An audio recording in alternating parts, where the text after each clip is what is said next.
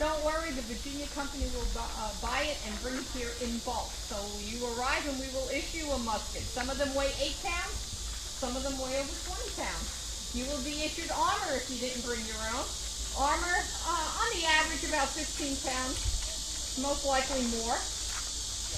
You're going to get issued a sword, 3 to 5 pounds of sword, and all the accoutrements that go with it. 2 weeks of training, you should be able to reload this weapon in 20 seconds or less. My effective range is 100 yards.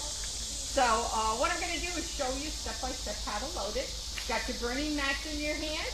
You have your armor, your sword on, but you need something to explode, and that's black powder. Today I'm carrying a bandolier. It's basically a leather belt at one time, and we have holes punched into the leather belt. Through the holes, a string attached to a bottle. This bottle full of charger. Inside is the charge. You physically put your black powder in, you measure it out, and you keep the cap on every one of your bottles that you fill, because you need to keep your powder dry. The end of your bandolier is a little shot bag. Bullets are round at our time frame. They are not cone-shaped or pointy. But today I have no bullets in my shot bag. I have a paper tube called a cartridge, so we've pre-measured our powder already. This is a kind of equivalent to one of these bottles down here. So to start the whole process, I'm going to rip this open and set a priming charge. Goes in the priming pan. Down at the bottom end of the barrel, where that second little hole is, there is a pan. So I'm putting a little powder in there. Keep that powder there. I have a priming pan covered. Then you bring the weapon all the way down. Next step is to charge with powder. Now I'm using a paper tube today. 400 years ago, I reached down, popped the top on one bottle, and pour it in. Then drop it. Now I keep the cap off of it, so I know when I have to fire again, I don't even have to do a visual. I could just reach down. That one's empty, and I'll pop the next one. Next step is to go into the pouch and take the bullet out. But to speed up the loading process, I might keep 1 or 2 in my mouth.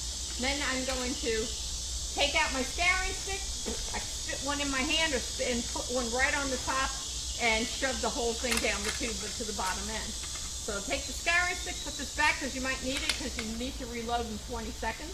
Then you bring the weapon up. And the last thing you have to do is put on the burning rope. You blow on the tip, set the match in this curved piece of metal called a serpentine. This is attached to the trigger.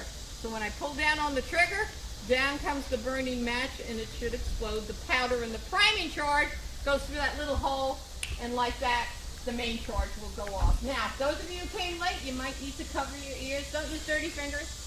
Just wipe them off and cup your ears on both sides. I'm going to yell out 3 commands, and when I yell out fire, that's when I pull the trigger. So, one last time, present your piece. Give fire.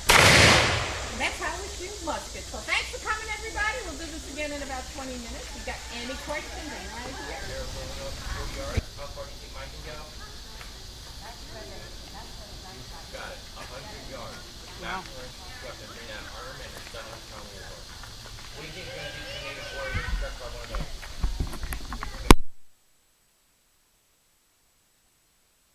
By a house and arrow. He'll live. The English are going to pull arrows out of each other for hundreds of years. A stone or bow and arrow is not a new concept. They've been pulling arrows out of each other back and forth. That's not a new concept. That's not even like pretty short or whatever you want to call it. But with this is a decisive weapon here in Virginia against the States. You guys want to see it again now? No, I feel like he tripped on characters. I can do up to 8. That's what I see. That's fine for this ready? Yeah. I don't care what he does. The same time months ago, we go right through it. I really do not care about it. I think you gotta fight, well, I'm gonna try to kill him. Who has my musket ball? And not lose that. We got to fight. We'll be able to load this weapon in 20 to 30 seconds. I'm not doing it in 20 to 30 seconds. I'm not getting shot by natives or by Spaniards. So that's the other threat, Spanish. Which I'm glad they aren't here today because they were trying to take me right now.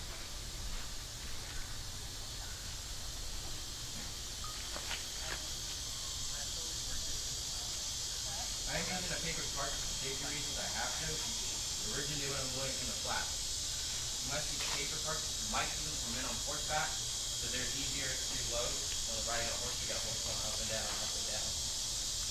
Yeah, come up to the rope, don't come so far back. Just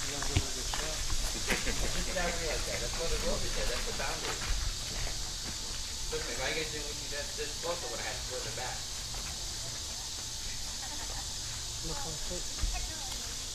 I'm not using a lead ball today. Like I said, ammunition is not a good idea to get much. So luckily that much blood not fit down the barrel. But that muscle ball is solid lead. Here comes that loud noise, guys. Noise line the palm of your hand, okay? Here we go. Present your piece! Good! Fire!